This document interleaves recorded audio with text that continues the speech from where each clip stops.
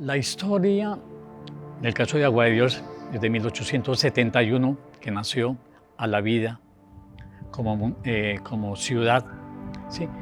Una ciudad que nació, ¿por quién? Por el enfermo de lepra. Aquí hubo desplazamiento de la familia sacada desde el seno de su hogar, ¿sí? Cualquier persona que en el país era diagnosticada enferma de lepra, aquí Agua de Dios ya contratación, a los lazaretos llegaban a las buenas o a las malas.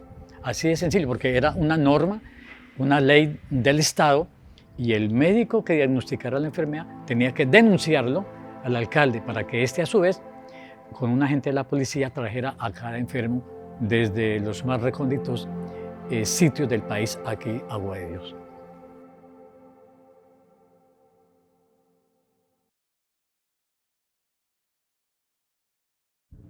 A menos de 120 kilómetros de la capital de la República, con una temperatura promedio de 26 grados centígrados, se encuentra el municipio de Agua de Dios, uno de los pocos lugares del país en donde se goza de especial tranquilidad y en el cual la paz reinante enmarca placenteramente el calor y la amabilidad que sobresalen en los dones de sus habitantes.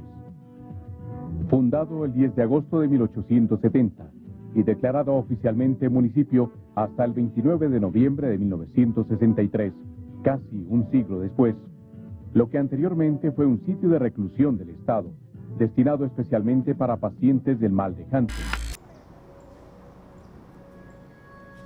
Los enfermos de lepra llegaban, o de Hansen llegaban a Tocaima en la estación de tren.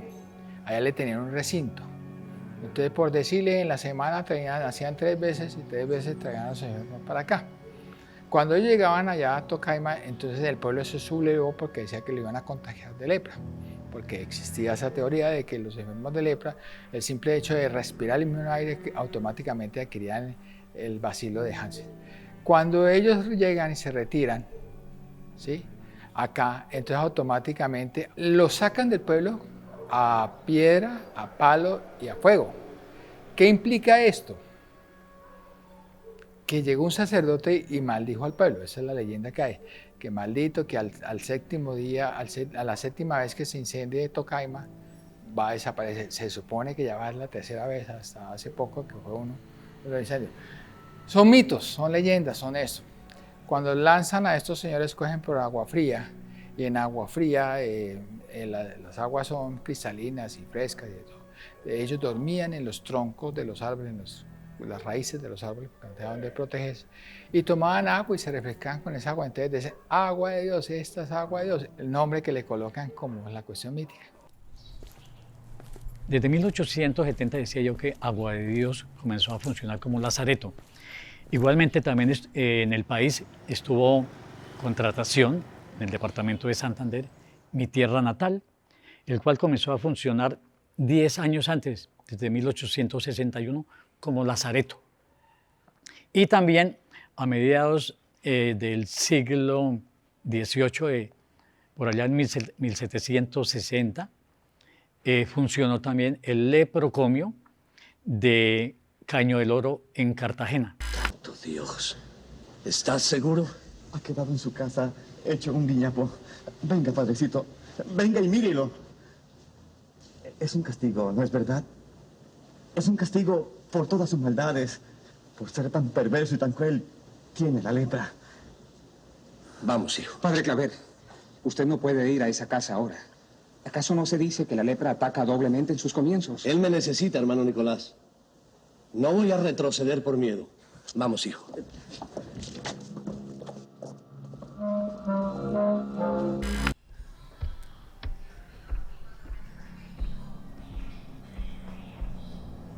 Yo nací en la isla de Tierra Bomba, que queda frente a Cartagena, en un lazareto o sanatorio que se llamaba Caño del Oro, ¿sí?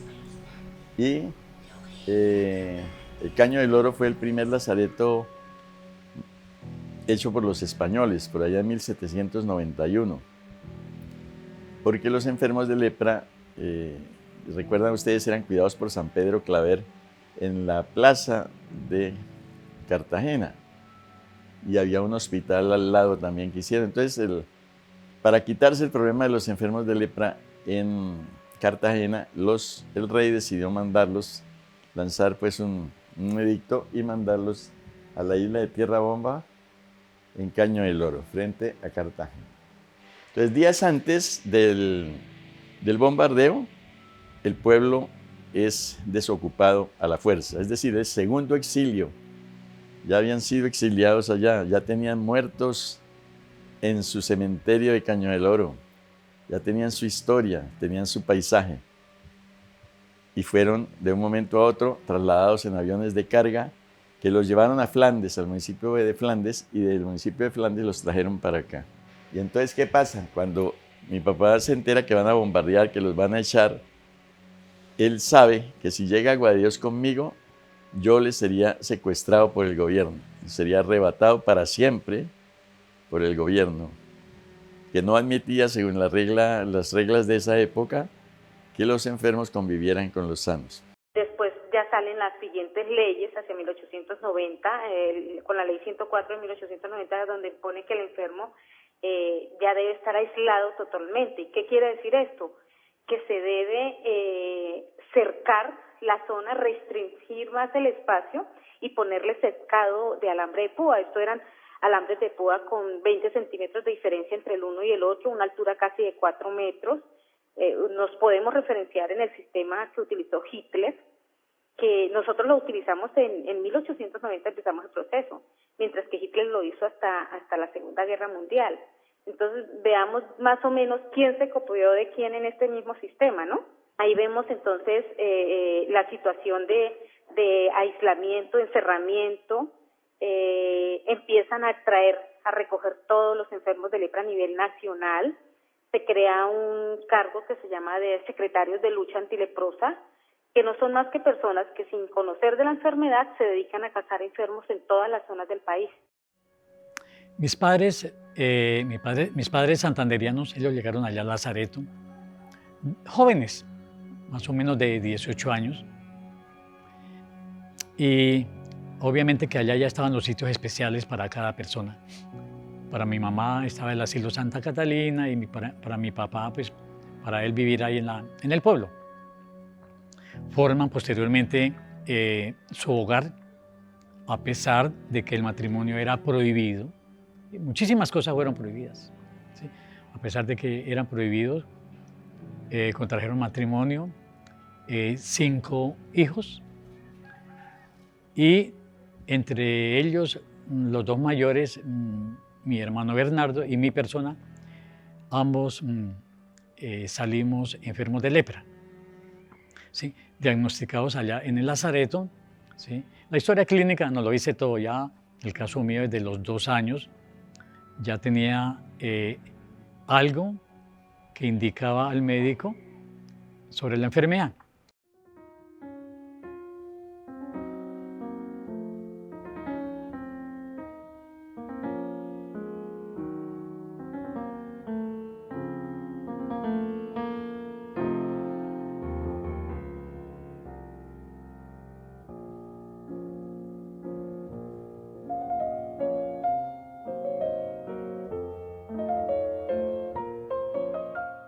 En 1916, el 14 de marzo, él acude al centro hematológico por un tema sentía una enfermedad o un dolor en los huesos, más específicamente en las manos.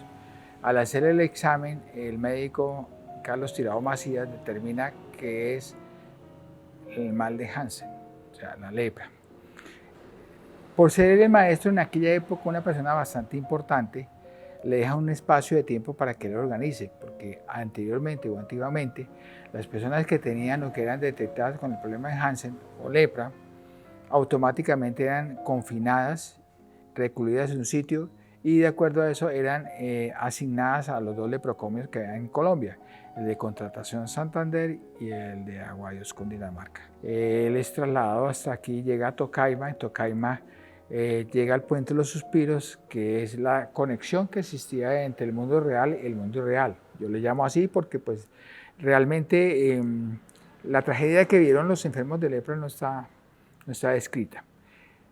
Es recibido por el padre Luis Bariara, hoy beato, se calcula que este año va a ser santificado. Precisamente aquí hay un museo sobre el señor Luis Bariara. Él lo recibe con unos músicos enfermos de lepra y lo trasladan a esta casa. Al llegar a esta casa lo reciben los enfermos de Hansen, los menores, los niños, y él quedó abismado de eso. Esta casa era la casa cural. Los sacerdotes le regalan esta casa al maestro Calvo. Yo observaba que mis amigos me hablaban casi a 10, a 20 metros de distancia con tapabocas y todo, por no tratar de acercarse por el tema de la lepra. Cuando acababa de tocar alguna pieza musical, la silla donde estaban la cogían con palos y delante de él se la quemaban. Entonces, este estigma era tan fuerte para él que él decidió cancelar casi todos los conciertos. Sus obras, o sea, hizo varias obras antes de la enfermedad, pero la mayoría de las obras las hizo acá. O sea, fue la más representativa fueron acá. Tuvo una gran, digamos, relevancia en sus intermesos, el republicano, el trébol agorero y muchas otras melodías que eran más que todo música más clásica que folclórica. Su preparación era muy intelectual para la época que a él le tocó llevar.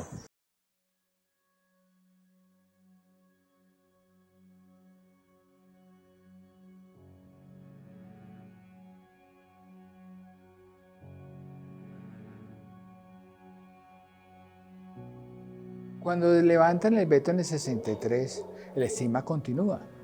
O sea, Colombia sigue marcando ese hecho. Las monedas de Lazareto, por ejemplo, el gobierno central ordena recogerlas, todas, y las botan al mar por evitar el contagio. O sea, seguían con el tema del contagio. O sea, Colombia todavía no se le ha borrado la mentalidad de que el estigma de la lepra sigue figurando.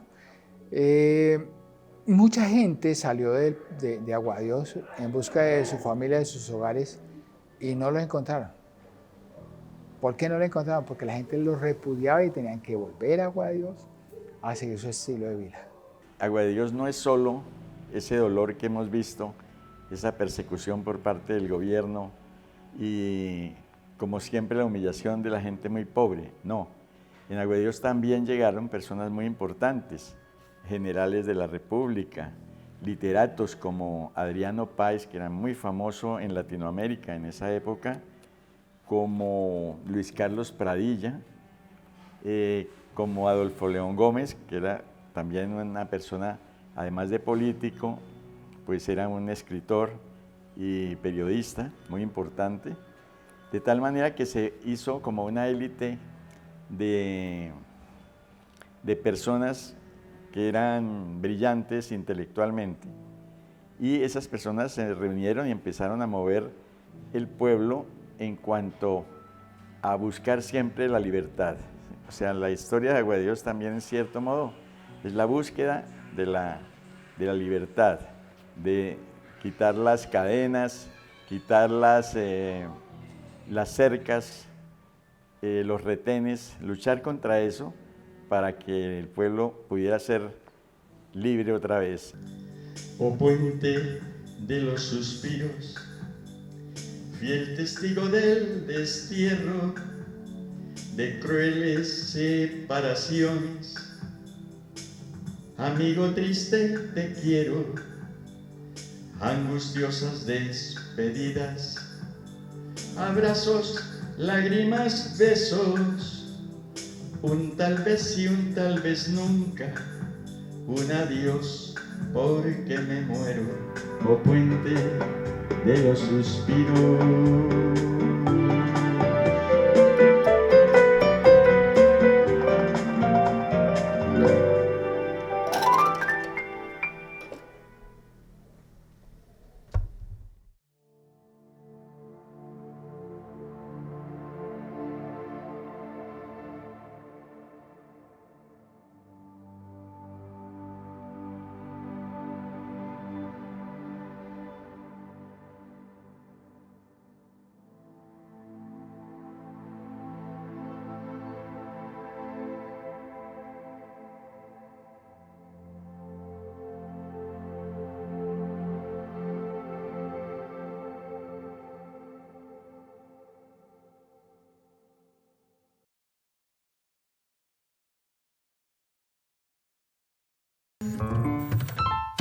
Señal Memoria, imágenes y sonidos para la historia.